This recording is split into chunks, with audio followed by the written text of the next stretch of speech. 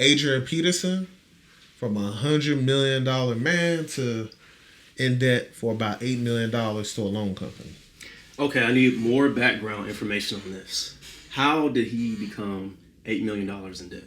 What did he do? Did he buy a house? Did he take out a loan? Did he do a business venture? Well, he took out a loan, and originally he was required to pay back $6 million, $6.4 million, I believe. Okay. And he owed interest on every day that he didn't pay. And I believe that he only paid about 160 something thousand back out of that $6 million. So now it's over $8 million in debt. Right now, his salary from the NFL is about a $1.4 million a year, something to that effect. Right. So it's gonna be hard for this man to catch up. Yeah. So, and he's probably gonna retire soon. He's been in the league for a long, very, very long time. But he can't retire. He owes $8 million. Yeah. He has no other way to make money. Right. He's gonna have to either be a commentator or open up a restaurant. I don't think he has the skill set. He could open a construction company. He doesn't have any money. Okay. These options are not on the table for him anymore because he was not responsible. Okay. What's another $1 million loan, $500,000 loan if you owe $8 million? Who's gonna give it to him? I mean, he's Adrian Peterson. He could probably borrow from anybody. He has celebrity friends, right? They're gonna say you've been irresponsible with money up until this point. Yeah. How does one person lose $100 million? Okay. Take home is probably what, around 55, 60? Yeah. Okay. How do you lose $60 million in the course of your career? That's ridiculous. How does something like that happen? Look, if you follow my principles, okay, he would have all that money. Simple. This is why I say we should not borrow money. Because if he didn't take out that last loan, that was for like $6 million or whatever it was, right? Mm-hmm. He would at least, even if he spent up all his money, he would at least be at square one with no debt and say, hey, I make $1 million a year, I can bounce back. Right now he owes, over $8 million. It's court ordered. They will garnish his wages for it. That's where he's at right now. Yeah. If you follow my way, I'm Adrian Peterson. I get my rookie deal. I'm going to rent for a few years, stack up that money, buy whatever house I'm going to live in, cash. Okay. Buy whatever car I want to have, cash. I'm not going to have 1 million cars. I'm not going to do other things that might lend to, me losing a lot of money, whether it be chasing the nightlife and the things that go along with that. Right. But I'm going to take 50% of my income, my take-home income, and I'm investing in the market.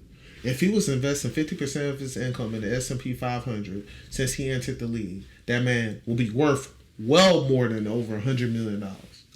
I agree, but clearly he didn't do that. What do you think his reasoning behind not investing in the stock market or any real estate or any type of investment tool was? He didn't know any better.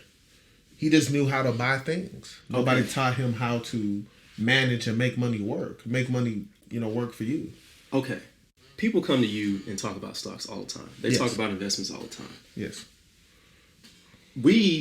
Same with me. We don't make $100 million in the course of our career at this point, right? Okay. So you don't think that somebody took him aside and said, hey, you should do this. How come he didn't listen? That doesn't make any sense. I don't know if he has somebody like Young Equity Chris hanging around him. I can't confirm that. Look, man, I'm pretty sure somebody that worked for the Vikings. Yes. Oh, for sure. Yeah. Somebody was like, hey, man, Adrian, you need to go ahead and put this in some type of fund. Maybe I'm pretty sure they have a retirement fund. They have some type of he has retirement. Okay. If he's been in the league over, X amount of years, you get a pension. Okay. So at this point, he needs to cash out on that pension. Yeah. It's not enough for him to, No? Not enough for, what he has going on with his, owing $8 million. But, look, tell me if this sounds reasonable. If I'm a rookie, hey, I take out $200,000 a year and I say, you know what, I'm going to enjoy every bit of this $200,000. I'm going to spend it all. I'm going to invest half of my money in the stock market and I'm going to take the rest and save up towards a house. Yeah, it's basically what we're doing now. We're thinking about it from the money that we're making. Yes. We're doing that. Yeah. So, yes, he should have done that. Yeah. He would be well over $100 million. Yes. And I agree with you. But somehow this man did not make the right decision. So how could he get out of that situation? That's the question. His issue is an income issue now. Okay. That's He's still young. Way out. He could still have a career and doing make what? some money.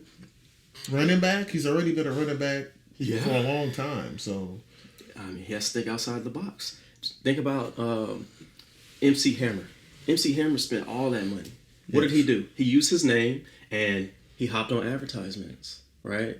He's getting with his celebrity friends. He's putting his brand as himself and making money. He's using himself to make more money. He's a celebrity. So Adrian Peterson could do that. He could get with somebody, do some type of back in the day commercial, maybe when he was a star, you know what I mean?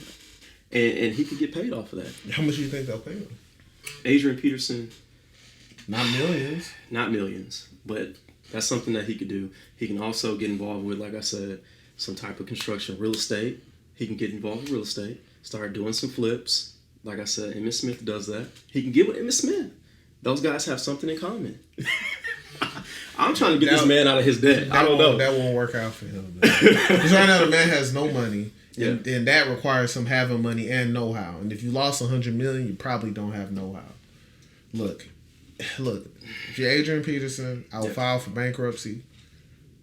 Right? To get that $8 million off the books. Mm-hmm. You know, the best way you can.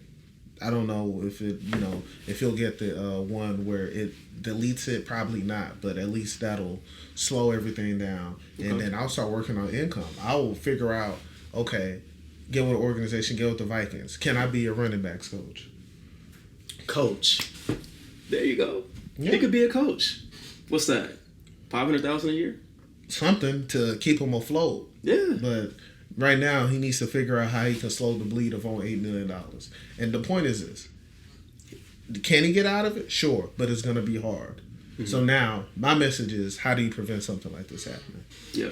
Invest in half of your money. I don't mean invest in half of your money like your cousin Ray got this idea and you should give him your money to go invest in that. Right. No, I mean, get half of your money, give it a real financial advisor, and you invest that. Half of your income every time. Invest in the things you know are real, like the stock market, right? Not in somebody's idea of a business that you know nothing about. No. Invest half your income. You do that for 10 years. You'll be better off than you were when you started.